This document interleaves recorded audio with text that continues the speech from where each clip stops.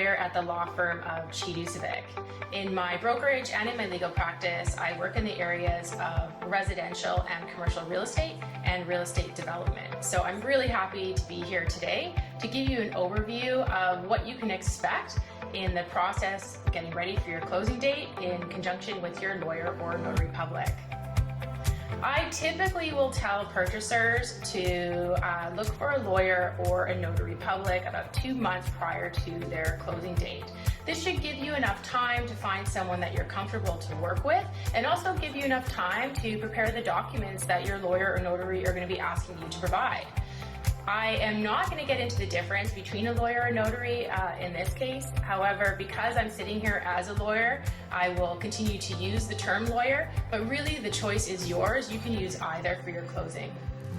Once you have selected your lawyer, there are going to be some documents that you will want to start getting prepared. The first document that almost every lawyer is going to ask you for is a copy of your purchase contract. Your lawyer is going to need a fully executed copy of your purchase agreement. It's really important that the copy that you provide to them is the final version, and the same is true for any addendum. Any addendum that you sign in addition to the contract needs to be provided to your lawyer and needs to be the fully executed copy. Get that organized. The other thing that you need to provide is if there's an assignment, the assignment agreement. Your lawyer needs to see that assignment agreement, and it also needs to be the fully executed copy. If you are signing under a power of attorney, your lawyer will need a copy of that power of attorney document. That will be important for them prior to closing. IDs. Your lawyer needs a government-issued ID with a photo of you. That is important, as well as a secondary piece of ID with the same name. Now, what I want to say is that it is not uncommon that names change from the time that you purchase and to the time that you close. If you're planning on using a different name from the one that is on the contract, provide your lawyer with the documents to support that name variation, because they will need to have that on them for closing. If you're purchasing as a corporation, then you need to have your corporate documents prepared through your lawyer. These will typically include your certificate of incorporation. This will include your most recent annual filing, your notice of articles, and your central securities register. Ultimately, your lawyer needs to know who the directors are of your corporation and who the shareholders are. That is going to be important. Contact details. Your lawyer needs your contact details and the contact details for any other purchaser that is going to be going on to the contract. They will also need your contact details for your mortgage broker.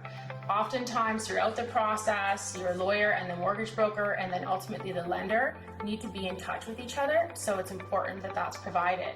Insurance broker. Sometimes we get asked to help with insurance, and contacting the insurance broker is how we do that, so that information is helpful to us as well.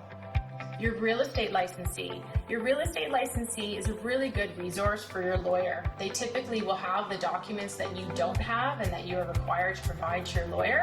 And they also oftentimes can answer questions about the deal that you can't. So they're a really good resource for your lawyer.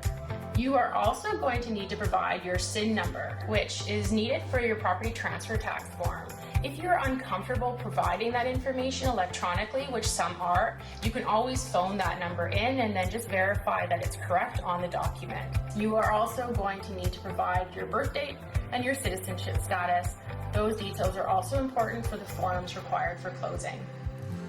There are certain questions that I will ask a client that usually will surprise them. So I want to prepare you for those questions so that you won't be surprised. I typically will ask a client, especially if they are purchasing with another person, if they plan on holding title as joint tenancy or as tenancy in common. Joint tenancy has a right of survivorship, tenancy in common does not, but there are tax implications and estate planning implications, so you really should talk to your lawyer about this to make sure that you're making the right choice for yourself. The GST rebate. Do you qualify for GST rebate?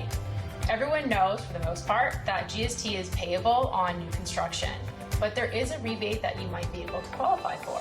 So you should be asking your lawyer if you qualify and get that advice, because the GST rebate is treated differently depending on the vendor. So you might need to have the full 5% of the purchase price at the time of closing, and you won't get the rebate until later, which will be sent to you by CRA. So you want to know that if you do qualify for it. Property transfer tax. Do you qualify for a PTT exemption? I'm oftentimes surprised by how many clients think that the PTT can be paid after closing. That's not the case, and it actually can be a pretty substantial amount. So you want to know ahead of time if you qualify for an exemption, whether it's the whole exemption or partial exemption. And this is something that you will want to ask your lawyer about, and be prepared for the amount if you need to pay it. The same is true for additional property transfer tax. That might be applicable to you, and you will want to be prepared for that. There are some additional points that I want to make just to help you in this process. The first point is that if you are planning on adding or removing a name from contract prior to your closing date, you need to give your lawyer enough time to prepare for that. It's not always an easy step, so the more time you can give them, the better. Completion notice. You are going to get your completion notice from Transca Development, and when you do, make sure that your mortgage broker / lender has a copy, as well as your real estate licensee. Your lawyer will typically know because you'll likely call them with it, but you do want everyone who helps you to have that date so that they're all working off the same timeline. On the note of timeline, don't be surprised if you actually don't meet with your lawyer, whether it be in person or remotely by virtual meeting, 2 to 3 business days prior to your closing. Don't be startled. Nothing's going wrong. That's quite common. You are not going to be getting your keys from your lawyer. Not everyone realizes this. You are going to be getting your keys from Transca Development's team, and this will be done no earlier than the possession date. Your legal account. I just want to point out that a lot of times purchasers are surprised by the cost of their lawyer's legal account. It doesn't just include, though, their legal fees, but it also can include disbursements, which are third-party charges, and other charges plus tax. This account can add up and oftentimes does surprise clients. But what you can do is talk to your lawyer or notary prior to and just get an estimate from them so that you're prepared for that amount. And finally, I just want to say that this should be an exciting time for you, and the process can be streamlined if you choose a lawyer or notary who's experienced. So I hope you do, and I hope it is an exciting process for you. And I want to congratulate you on this purchase, on this exciting time, and wish you all the best.